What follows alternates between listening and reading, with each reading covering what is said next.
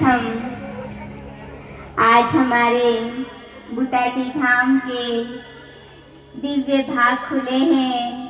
कोई जन्मों जन्म के पुण्य जागृत हुए हैं कि श्री महाराज जी के द्वारा इतनी सुंदर श्रीमद् भागवत कथा का आयोजन हमारे बुटाटी धाम में होने जा रहा है।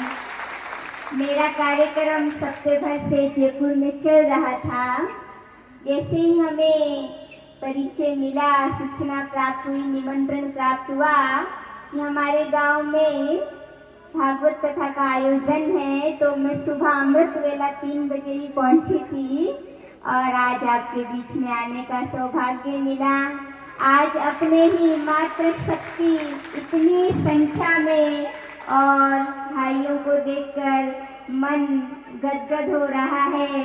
कहा जाता है जीना है तो ऐसा क्या जीना जो खुद में जिए और मर जाए, जीना है तो ऐसा जीना जो नाम इतिहास रचा जाए। तो वास्तव में श्री कृष्ण भगवान जी की जो हम लीला सुन रहे हैं, अब समय आ गया है हमें उस भक्ति का फल देने। भाग्य विधाता, विश्व विधाता, परम पिता परमात्मा ऐसे संसार को वापस वैकुंठ धाम बनाने का कार्य उसका चल रहा है। उससे जुड़ने के लिए इनके जो सारे देवी गुण हैं, वो देवी गुण हमारे भीतर भी भरने जरूर पड़ेंगे। आपने 7 दिन की भागवत कथा में सुना गया था, पहला पाठ उसमें बताया गया था कि आप थोड़ा आत्मचिंतन करो। आज का जगत है ना, बाहर की तरफ भाग रहा है, लेकिन अभी थोड़ा भीतर जाना होगा। जब भीतर जाएंगे तभी हम तर जाएंगे।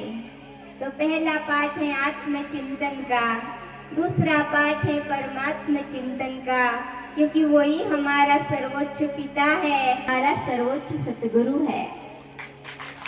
तीसरा आपने पाठ समझा था अपने भीतर अपने कर्मों पर ध्यान देना। आज के कलिकाल की ऐसी परिभाषा है, हम सब बच्चे लोगों को देख रहे हैं, लेकिन अब समय आ गया है खुद को देखने का। जितना खुद को देखेंगे, खुद के भीतर दिव्य गुण लाएंगे, उतना ही मनोहारी हम देवता रूप पाएंगे।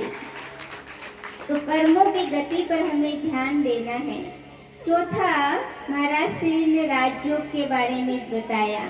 जो महाराज है वास्तव में आत्मा, जो परमात्मा को दिल के भावों से, दिल की गहराइयों से याद करती है ना, वही सच में महाराज है। तो इन्हीं शुभकामनाओं और शुभ भावों के साथ वाणी को विराम देती हूँ। बहुत बहुत शुक्रिया।